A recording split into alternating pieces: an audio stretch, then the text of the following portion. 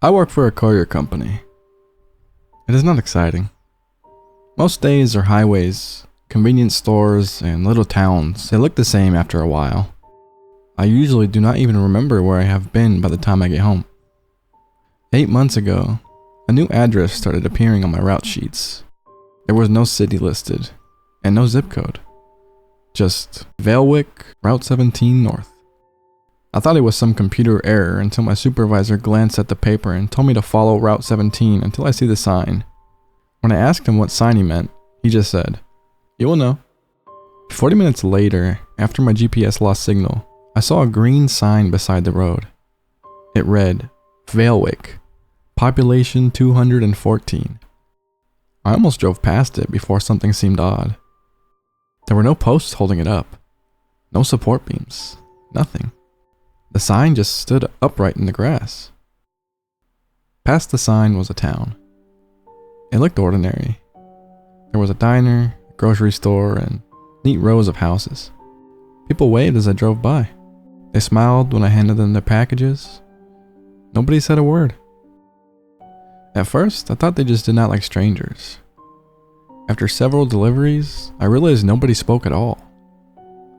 They smiled, they nodded, they waved. Not one of them ever made a sound. On my visit, I asked the woman working at the diner if everyone in town had taken some kind of vow of silence. She pointed toward the clock hanging above the register. I looked up. It read 4:18. When I looked down, she was gone. The kitchen was empty. The booths were empty. The coffee she had poured seconds earlier still steamed on the counter. Outside, every person I had seen had stopped moving. A man reading a newspaper stood frozen. A child on a bicycle remained perfectly balanced. Even a dog in the street had stopped. Every clock I could see showed 4:18. My radio erupted in static. I got into my van and drove. I didn't stop to think. I just had to leave. I had stayed somewhere I was not supposed to be. Back at the depot, I tried explaining everything to my supervisor. He didn't laugh.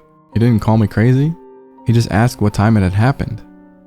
4:18, I told him. He nodded slowly. Good, he said.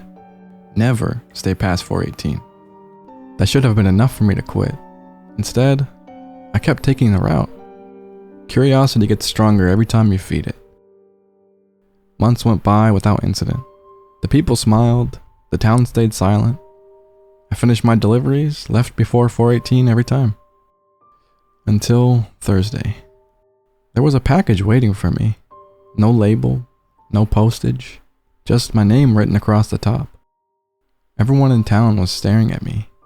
Not smiling, not moving, just watching. The woman from the diner stood outside, pointed toward the clock. It read 4:12. Inside the package was a photograph of me standing beside my van. The timestamp in the corner said June 18th, 2027, 4:18 in the afternoon. Another photograph showed me entering the diner. Another showed me running. Every picture had the timestamp. In every image, something stood behind me. Not the townspeople. Something taller. Something blurred. The final photograph had been taken inside my van while I was driving. Something enormous occupied the passenger seat. Its head nearly touched the roof. Its face was hidden. Written neatly on the back were 3 words. You left early. I looked up from the photograph, realizing every person in town was still staring at me. The clock above the diner read 4:17. Then every clock in town changed together, 4:18.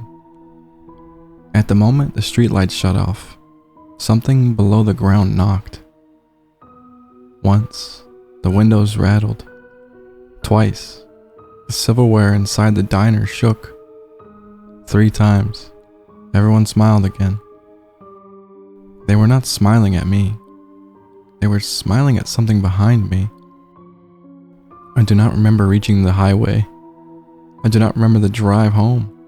I only remember hearing breathing from the passenger seat beside me. When I told my supervisor what had happened, he looked frightened. Did you open the package before 4:18? He asked. I told him I had. He sat down without saying anything for a minute. Then he whispered, "They have never sent anyone back before." Yesterday morning, I found another package waiting on my porch. I have not opened it yet. Something shifts inside it every few hours. This morning I noticed my microwave clock had stopped displaying the time, but it still works. Every time I look at it, it says 4:18. 10 minutes ago, while writing this, I heard 3 slow knocks against the window beside my desk. Not the front door, the window. I swear there was breathing on the other side. It was patient, waiting, like it already knows my schedule. I stayed up all night listening to the box.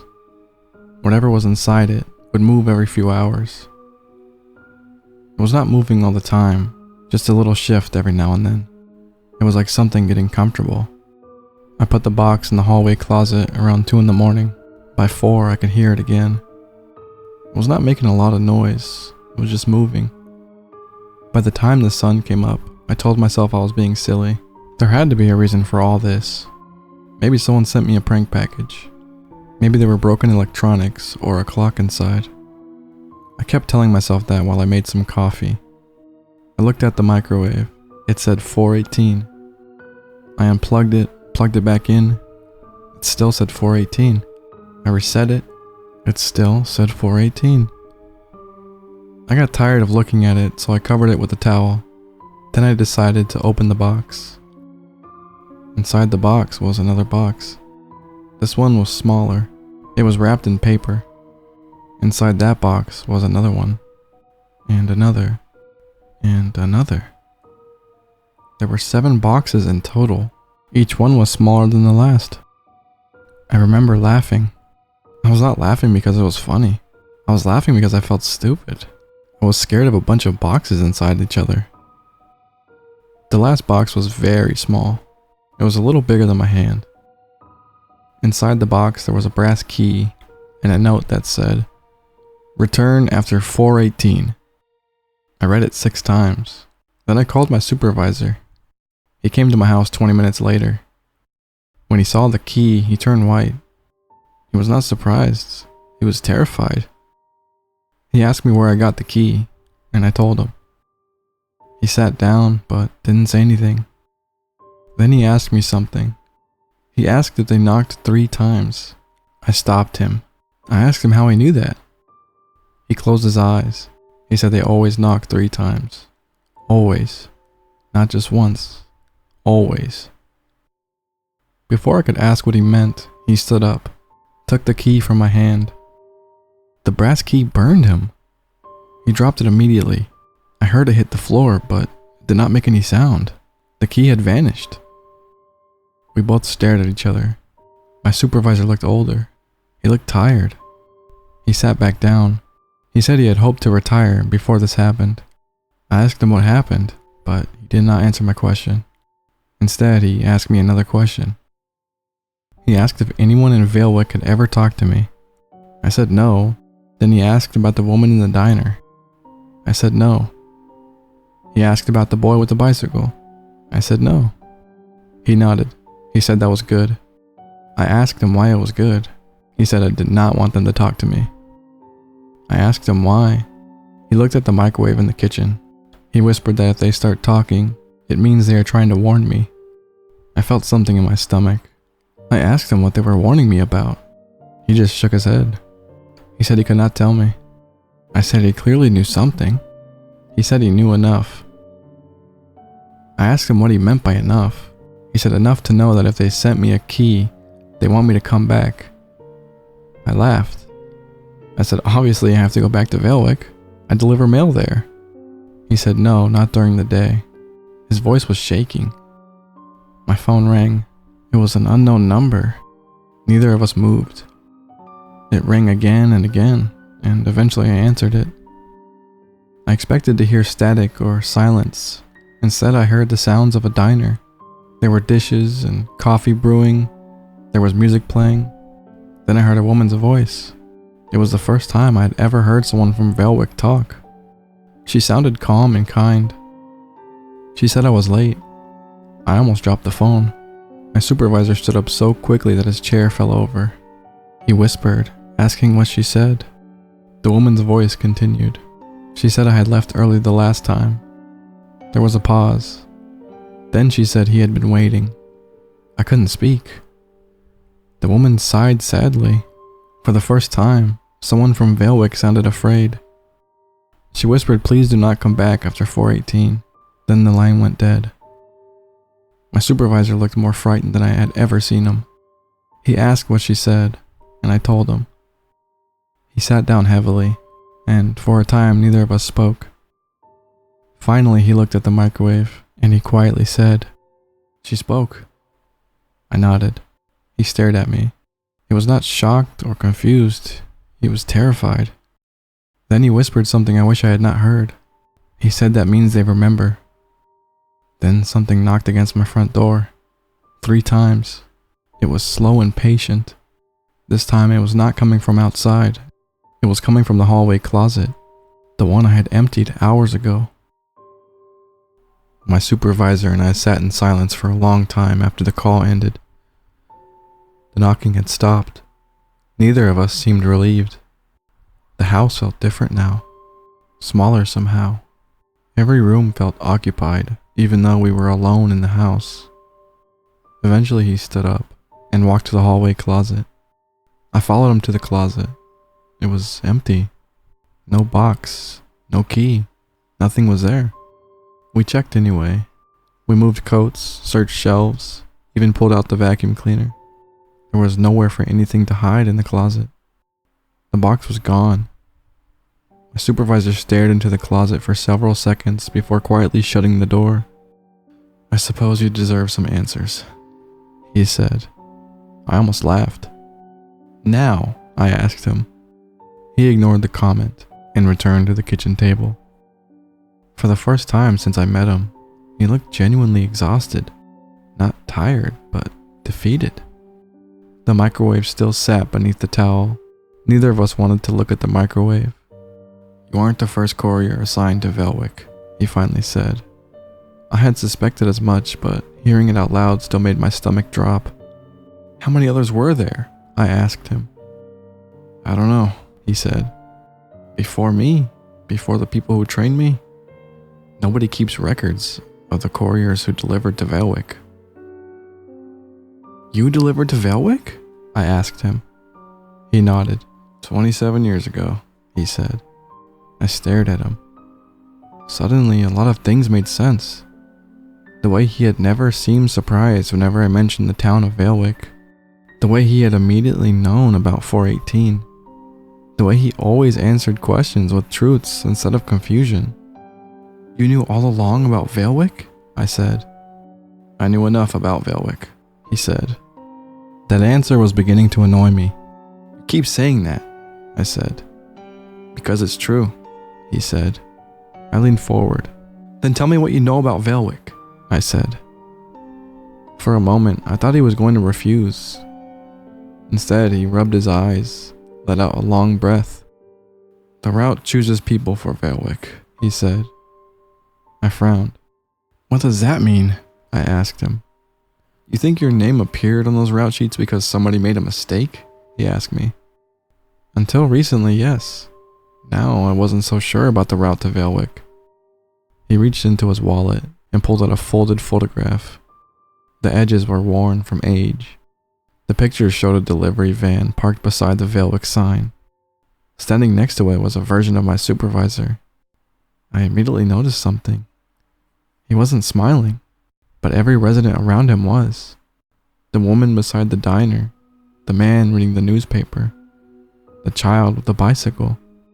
Exactly the same people I had seen in Valewick. The photograph had been taken 27 years ago. I looked up. "That's impossible," I said. His expression told me he agreed. "The people don't change?" I asked him. His face darkened. "They do change," he said. He took the photograph back and pointed toward the diner waitress. "When I first started delivering to Valewick, that wasn't her," he said. I felt a chill run through me. "What do you mean?" I asked him. I mean, there was someone else standing there, he said. I remembered the photographs from the package. The future photographs. The ones showing something behind me. My supervisor seemed to read my thoughts. The town of Vailwick changes, he said quietly. Not all at once, but slowly. Neither of us spoke for seconds. Finally, I asked the question that had been bothering me since yesterday. What did you mean when you said they remember? I asked him. His eyes immediately shifted toward the window. I got the feeling he hated talking about this. The people in Vailwick forget who they are, he said. I stared at him. What? I asked. They forget where they came from, and eventually they forgot their families, they forgot their lives. The room suddenly felt colder. He hesitated. Eventually they only remember Vailwick, he said. I thought back to the woman's voice on the phone. For the first time, someone from the town of Vailwick had sounded genuinely afraid. Not of me, but of something. Then why did she call me? I asked him. My supervisor looked down at the table. Because she remembered something, he said. What? I asked him. He sounded frustrated. As far as I know, nobody is supposed to remember anything about their past, he said. The more answers he gave me, the worse everything became. The townspeople of Vailwick weren't acting strange because they wanted to. Something was happening to them. Something had been happening to them for a long time. Then I remembered another detail. The message. He has been waiting. I repeated the words aloud. My supervisor immediately tensed. You need to stop saying that, he said. Why? I asked him. He didn't answer. I asked again. This time he did. Because I don't know who he is, he said. For some reason that frightened me more than anything he had said. If even he didn't know, then nobody did. My phone suddenly vibrated on the table. Both of us jumped. The screen displayed an unknown number. Neither of us moved. Then, a second notification appeared. A text message. No words, just a photograph. My stomach sank. It was a picture of my house taken from outside. The image looked recent. Very recent. I zoomed in. Someone was standing across the street, but the figure was too blurry to identify. I looked toward the window. Nothing was there. When I looked back on my phone, another image had arrived. This one was closer. The figure now stood at the edge of my driveway. My supervisor swore under his breath. Then another photograph appeared. Closer again. The person stood directly in front of my house. Neither of us had heard anyone approach. Neither of us had seen anyone through the window. I opened the curtains. The driveway was empty. Completely empty. Another image arrived. This one made my blood run cold. The photograph had been taken inside my house. From the hallway. Facing the kitchen. Facing us. My supervisor stood up so quickly that his chair toppled backward. Don't answer anything, he said. I wasn't going to, I said. Another message appeared. This one finally contained text. One sentence. You were supposed to come. Neither of us spoke. I don't know how long we sat there staring at those words. A minute, maybe 2.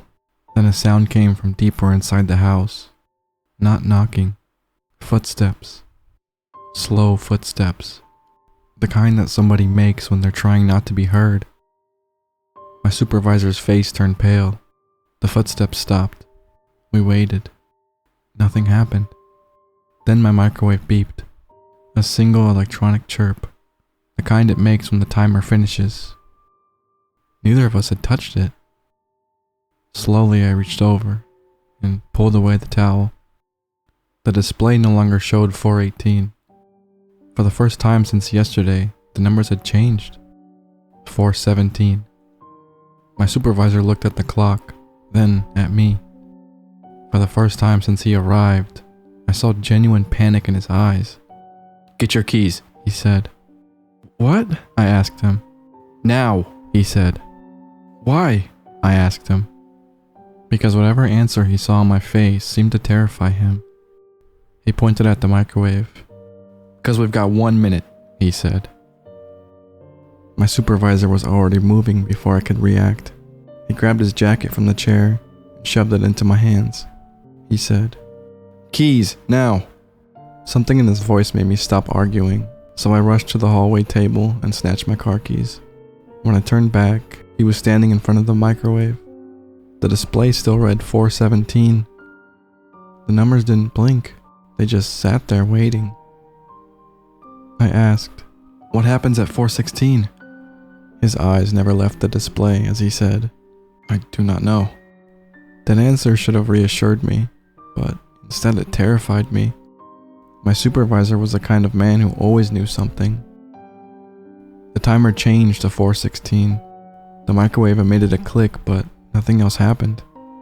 For a moment I thought maybe we had overreacted.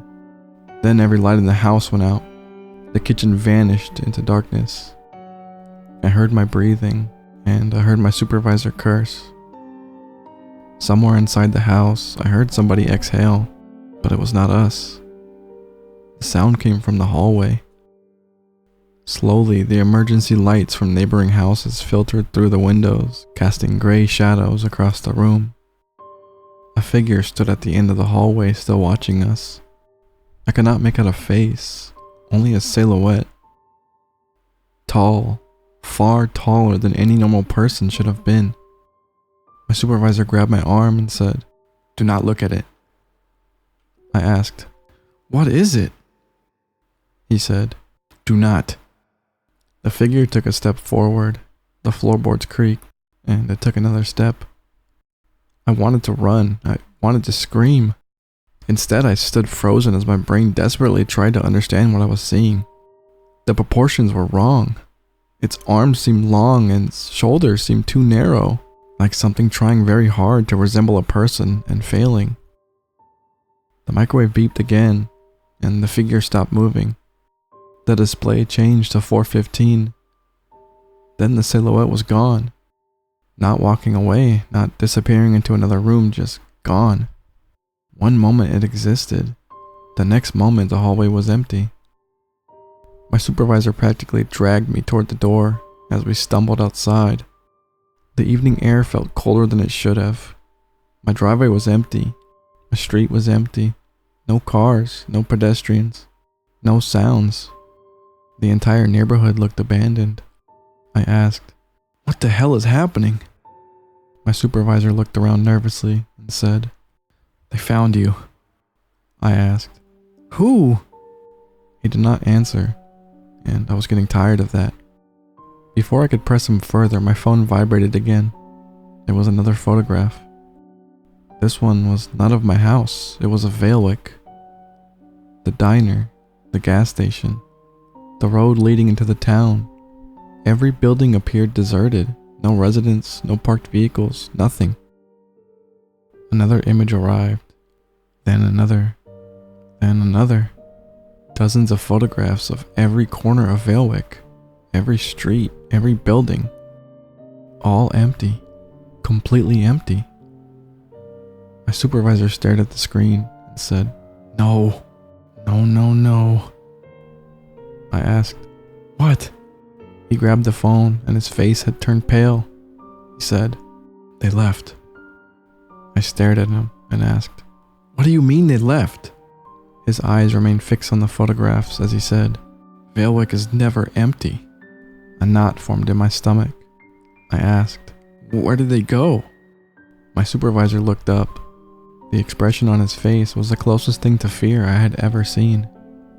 He said, "I think they are looking for whoever remembered." The woman from the phone call, the voice, the one who had somehow remembered her life before Vailwick. Suddenly another memory surfaced. Something she had said before the call disconnected. A sentence I had dismissed at the time because it had not made sense. Now it did, or at least I thought it did.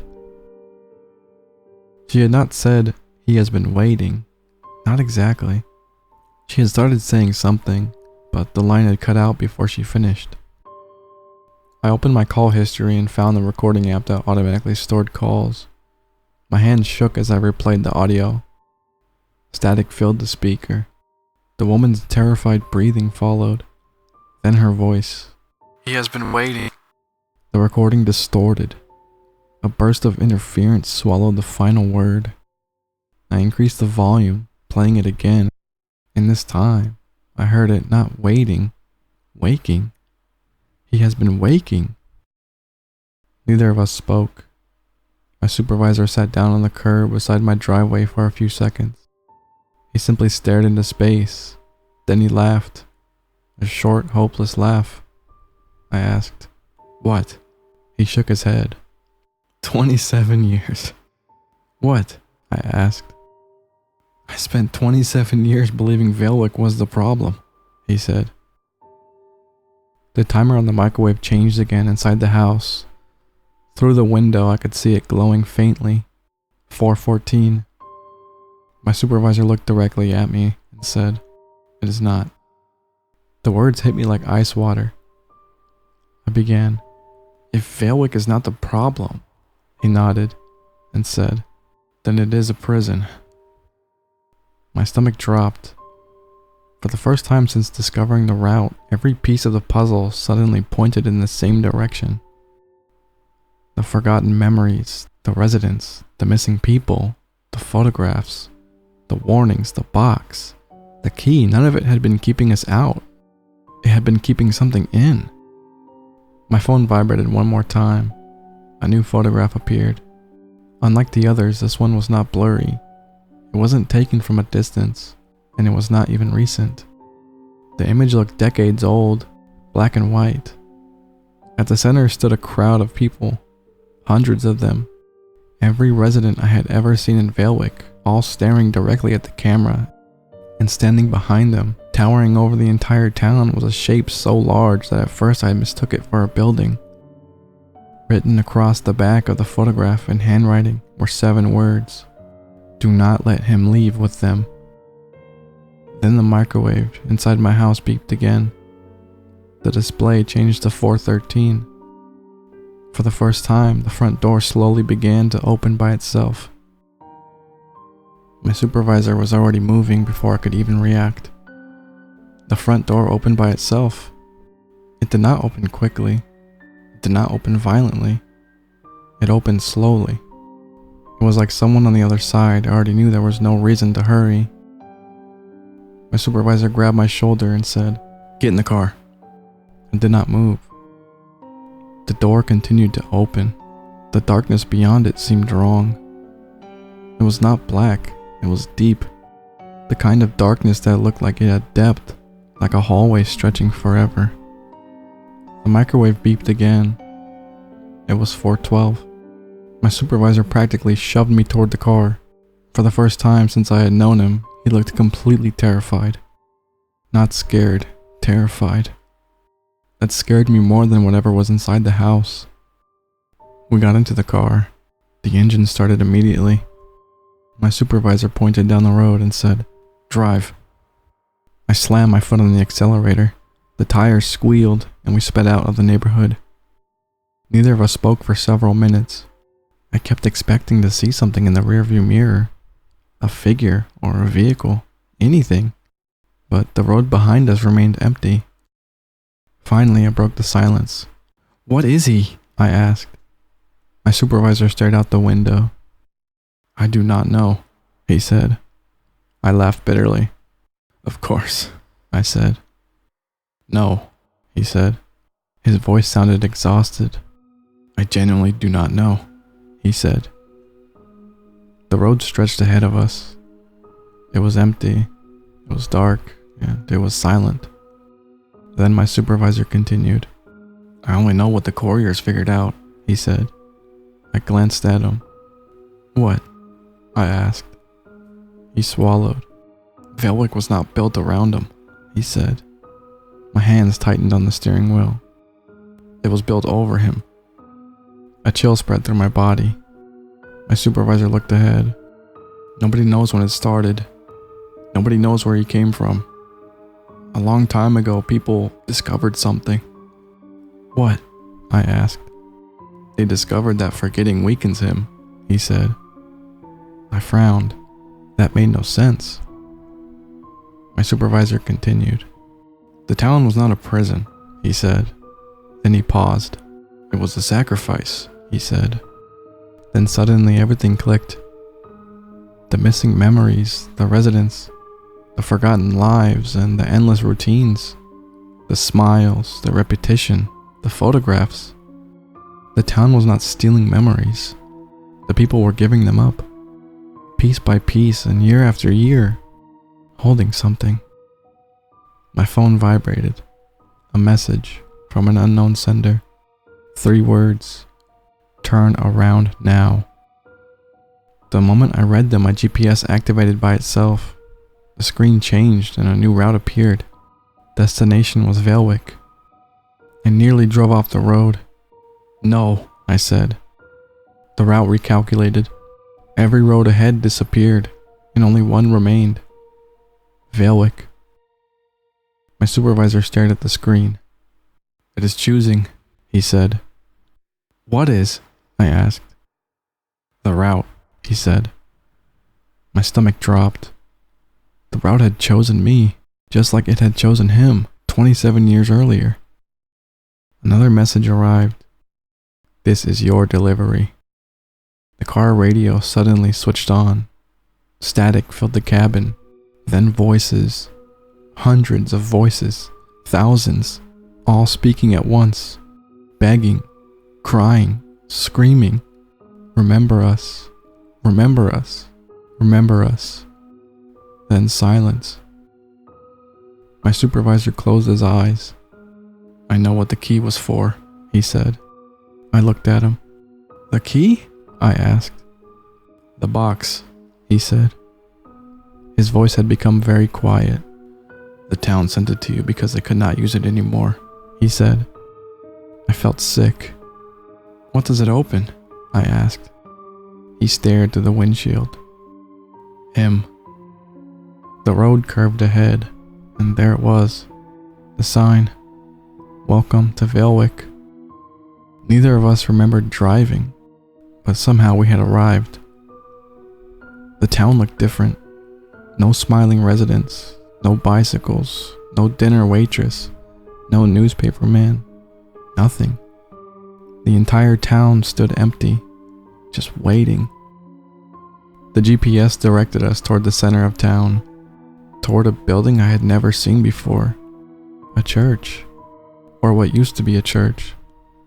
The structure looked ancient, older than everything around it. The route ended there.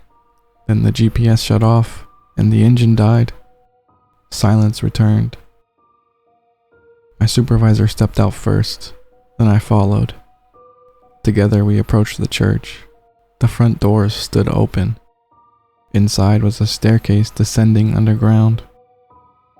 The deeper we went, the colder the air became. Eventually we reached the chamber. There they were, the residents of Vailwick, every single one. Hundreds of people standing silently around a pit. The woman from the phone call stood among them. When she saw me, tears filled her eyes. Not sadness, relief. You remembered, she whispered. Before I could answer, the crowd parted. At the center stood a stone pedestal. On it rested a lock, a single lock, waiting for a key. My supervisor looked at me. The box, he said. I finally understood. The key had not disappeared.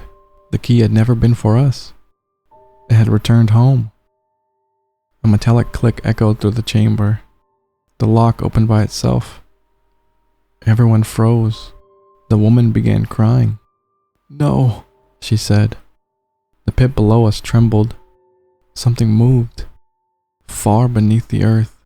Something enormous. The chamber shook violently. Cracks spread across the stone floor. The crowd began backing up. Then I heard it. A voice. Not from outside or from below. Inside my head. After all this time, I could not describe what the voice sounded like, or what it felt like. Ancient, hungry, lonely. The pit widened. Darkness poured upward. Not smoke, not a shadow. Darkness itself. The thing beneath Valewick had awakened.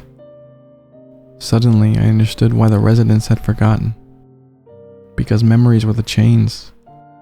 Every forgotten face, every forgotten family, every forgotten life was a lock, a barrier, a sacrifice. Now those chains were breaking. The ground collapsed, people screamed. My supervisor grabbed my arm, then he smiled. For the first time, a genuine smile. "I know how this ends," he said. Before I could stop him, he stepped forward, toward the darkness. The woman from the diner followed, then another resident, then another, and another. Hundreds, then the entire town. All the people who had spent decades forgetting. They began remembering. Names, families, children, homes, lives. I watched tears stream down their faces as every memory returned. The darkness recoiled. The voice screamed, not with anger, with pain. The chamber shook harder. The residents kept walking. Every recovered memory became a weapon. Every remembered life became a chain. The darkness retreated. The pit closed, slowly, painfully, like a wound healing. The voice faded. The chamber became silent. Then everything disappeared. The church, the town, the residents, gone. I woke up beside the road at sunrise, alone. My car sat nearby. The GPS was dead. My phone contained no photographs, no messages, no call logs, nothing. The road ahead stretched normally. No sign for Valewick. No town, no route, nothing. Authorities never found the town. My company never found the records of it. Nobody remembered my supervisor. Officially, he had never existed. Sometimes I wonder if any of it was real. Then I remember one thing. A few weeks later, a letter arrived at my apartment. No return address, no stamp. Inside was a photograph. Hundreds of people standing together, smiling. Not the empty smiles from Valewick. Real smiles. The smiles of people who finally remembered who they were.